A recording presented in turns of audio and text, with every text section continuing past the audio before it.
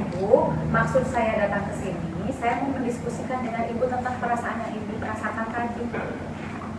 Karena saya lihat juga kan perasaannya juga cukup mengganggu ya Bu ya, sampai Ibu gak mau makan, tidurnya juga jadi gak nyenyak. Nah ini kan harus kita atasi ya Bu.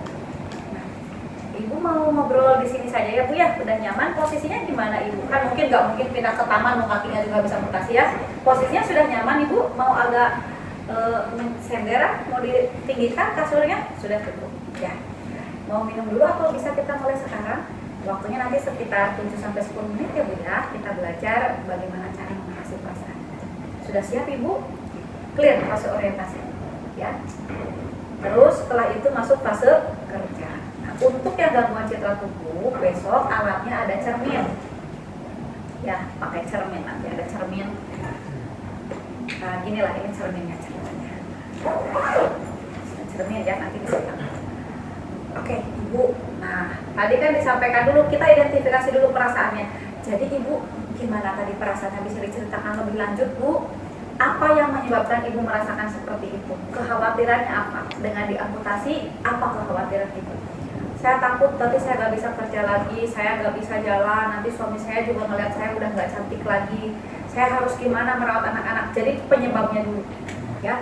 Apa yang menyebabkan Ibu merasa tadi seperti itu, jadi malu? Apa yang menyebabkan kekhawatiran Ibu apa?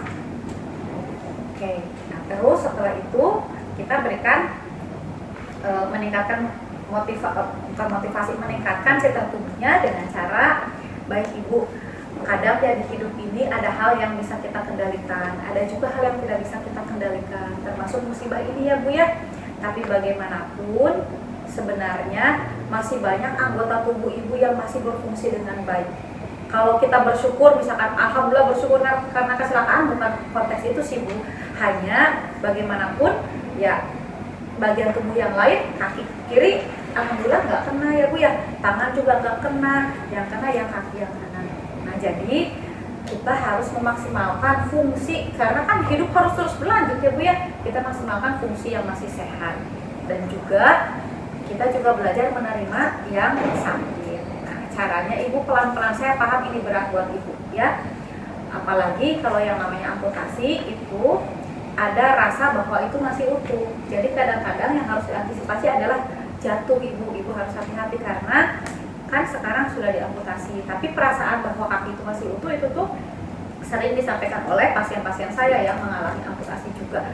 Nah, oleh karena itu kita akan belajar melihat sekarang ya Bu ya, bagaimana kondisi kaki Ibu sekarang. Saya di sini ada cermin Bu, jadi kita bantu untuk bisa menerima bagian yang sakit, habis itu kita latih yang sehat ya. Nah, di sini ada cermin ya Bu ya, kita pelan-pelan kita lihat bagian kaki Ibu sekarang tadi untuk mengantisipasi biar tidak jatuh. Nah, cerminnya ya Bu ya. Nah, kakinya kan begini ya, kaki pasiennya nanti. Ini cerminnya ya Bu, ditaruh di pinggir kakinya. Nah yuk sekarang kita lihat pelan-pelan ya Bu ya. Kalau Ibu nggak bisa sekaligus ya pelan-pelan dulu, sebentar dulu dilihat ya, sekuatnya Ibu dulu, semampunya Ibu. Nanti pasiennya Bu dengan kondisi kan memang mau melihat ke cermin. Oke, nah sekarang Ibu lihat bahwa kalau kaki yang kiri kan sampai di sini ya Bu ya, kaki yang kanan sekarang sampai di lutut ya. Gak apa-apa, justru kita harus berterima kasih. Ibu kan 30 tahun ya, selama 30 tahun sudah mendampingi saya, sudah menemani saya beraktivitas. Yuk kita sampaikan terima kasih ke kaki kanannya. Yuk Ibu diraba, nanti disuruh diraba bagian sininya ya, jangan bagian lukanya kan diperban ya, infeksi. Disentuh Bu, diraba terus ya Bu ya. Sampaikan terima kasih sudah menemani saya selama 30 tahun ya, sudah waktunya istirahat. Nanti jadi Ibu ikut sedih.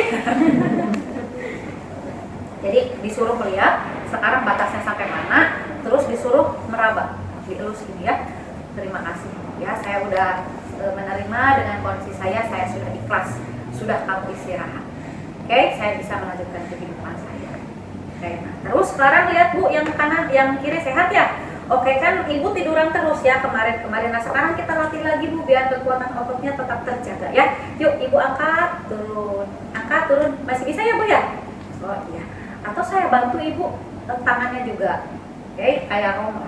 Habis itu Ibu kita pelan-pelan, yuk kita pelan-pelan ke sini. Nah, nanti juga ada kruk juga, ya, ada alat bantu jalan. Karena kan tugasnya kita adalah membantu pasien bisa menerima kaki yang kanan yang amputasi dan juga masih melatih bagian yang masih sehat. Artinya mengajarkan berjalan dengan menggunakan prostetik atau alat bantu. Ya, alat bantunya adalah kruk. Oke, yuk kita duduk pelan-pelan. Sekarang Ibu belajar napak, Bu. Ya. Nah, yang kiri kan oke aman ya Bu ya. Saya bantu Bu pegangan ke saya yang bagian kanannya. Jadi kalian jagain pasiennya dari arah kanan karena kan kaki yang diamputasi yang kanan. Ya, yuk Ibu berdiri. Nah, ditapakkan kaki kirinya masih kuat ya Bu ya. Jangan paksain kalau masih pusing. Duduk lagi Bu. Ya, duduk lagi. Oke. Ya, berdiri lagi. Nah, Ibu coba sekarang mau pegang kruknya. Gak usah sampai berjalan deh, sampai berdiri aja ya. Karena waktunya takutnya terbatas. Kalian kan harus dokumentasi. Belajar berdiri. Nah, Ibu udah bisa berdiri. Bertahap ya Bu ya. Besok kita akan latihan untuk berjalan menggunakan alat bantu atau pakai kruk ini. Oke Bu, udah itu sampai di situ saja fase kerjanya. Habis itu dibantu lagi yuk Bu ke kasur lagi. Sekarang masuk fase terminasi.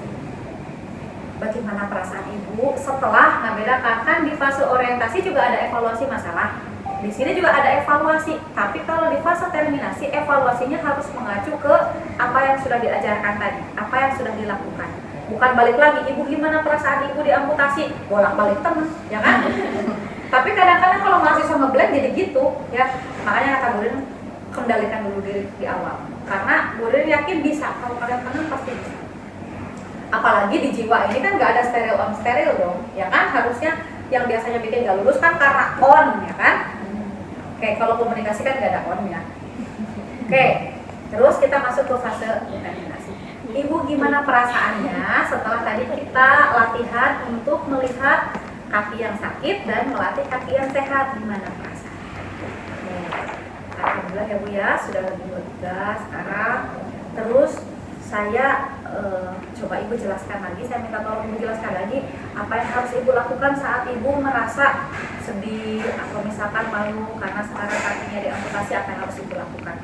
Saya harus melihat di kaca dan bilang terima kasih. Terus saya juga harus melatih bagian yang sehat. Bagus ya. Ibu sudah tahu bahwa caranya biar kita bisa menerima adalah kita sering-sering lihat, kemudian kita sering dielus ya, diucapkan terima kasih, dan kita latih bagian yang sehat. Nah Ibu kan dijadwalkan ya, ada penjadwalan. Kalau di jiwa itu ada harus dilatih kegiatan itu. Ibu jadi Ibu coba lakukan afirmasi positif Ibu setiap Ibu merasa ada perasaan gak enak itu, dan juga harus dilatih sehari minimal 2 kali lah. Untuk misalkan bangun tidur gimana Bu, sama menjelang tidur.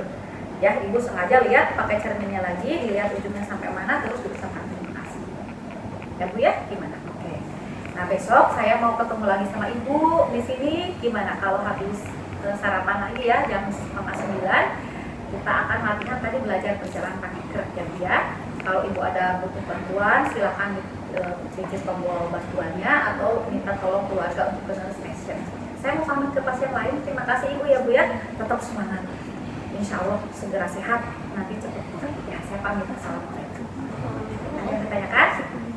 Oke, harus latihan ya, karena belibet loh kalau nggak latihan komunikasi ya. Justru kadang-kadang masih mendingan yang ada alat, masang selesai. Komunikasi mahasiswa gini, Ibu blank Ibu, Bu Rin suka mancing loh. Gimana kabarnya Ibu? Gimana kabarnya Ibu? Blank lagi ya. Tenang, fokus alur komunikasi terapeutik sama. Oh iya, kalau yang